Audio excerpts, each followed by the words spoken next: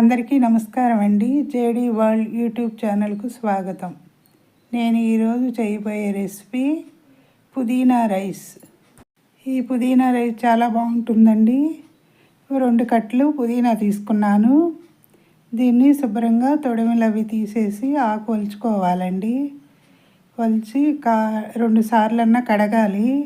ఇప్పుడు డస్ట్ అది ఉంటుంది కదా, దీనిలోకి 2 పచ్చిమిర్చి వేసి మిక్సీ వేయాలండి.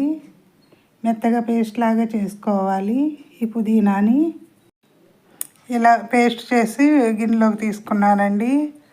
ఇది అంటే ఉడకబెట్టే పని ఉండదండి, పచ్చిదే పేస్ట్ చేసుకోవాలి ఈ పుదీనా రైస్ చేసుకోవటానికి. ఈ హోల్ గరం మసాలా ఉంటుంది కదండి, బిర్యానీ మసాలా, ఒక్కొక్కటి తీసుకున్నాను. అంటే 1 కప్పు రైస్ అండి, 1 బౌల్, చిన్న బౌల్కి. దానికని రాత్రి వండిన అన్నం మిగిలినా కూడా చేసుకోవచ్చు, లేదంటే వేడి అన్నంలో అయినా చేసుకోవచ్చు అండి. ఈ పుదీనా రైసు ఎక్కువ ఆయిల్ అవసరం లేదు దీనికి, కొంచెం 1 గంట ఆయిల్ అయితే సరిపోతుందండి. ఆయిల్ వేసాను. ఇప్పుడు హోల్ గరం మసాలా వేస్తున్నాను. ఇవి కొంచెం వేగిన తర్వాత ఈ మసాలా వేయటం వల్ల రైస్ కూడా ఫ్లేవర్ బాగుంటుంది. పుదీనాని డామినేట్ బిర్యానీలో కూడా వేసుకుంటాం కదండి ఈ పుదీనా అనేది, దానికని ఈ కొంచెం వేయించుకోవాలి. లవంగాలు, చెక్క, సాజీరా, ఇలాచి, ఈ మరాఠీ మొగ్గ ఇవన్నీ వేసానండి. ఇప్పుడు మిక్సీ చేసి పెట్టుకున్న పుదీనా పేస్ట్ అందులో వేయాలండి, ఫ్రై చేసుకునే దానిలో. అప్పుడప్పుడు డిఫరెంట్గా ట్రై చేస్తూ ఉంటానండి. ఇప్పుడు ఈ పేస్టు ఆయిల్ పైకి వచ్చే వరకు కొంచెం కలుపుతూ వేయించుకోవాలండి. విడిగా వేస్తే, ఆకులతో వేస్తే స్మెల్ అంత రాదండి, డ్రైగా అవుతాయి కదా. పేస్ట్ చేసి వేయటం వల్ల ఇలా ఆయిల్ పైకి వచ్చిన తర్వాత పసుపు, తగినంత సాల్ట్ కలుపుకోవాలండి, మనకి రైస్కి సరిపడా వేసి ఆయిల్ పైకి వచ్చిన తర్వాత మొత్తం కలపాలి. కలిపిన తర్వాత ఇప్పుడు ఉడికించి పెట్టుకున్న వేడి రైస్ అయినా బాగానే ఉంటుంది, లేదంటే రాత్రి మిగిలిన కొంచెం రైస్ ఉన్నా కూడా పొద్దున్నే మార్నింగ్ బ్రేక్ఫాస్ట్కి అయినా తినొచ్చు, లేదంటే వేడన్నం అయితే పిల్లలకి లంచ్ బాక్స్లో కూడా పెట్టొచ్చండి. ఇది చాలా బాగుంటుంది.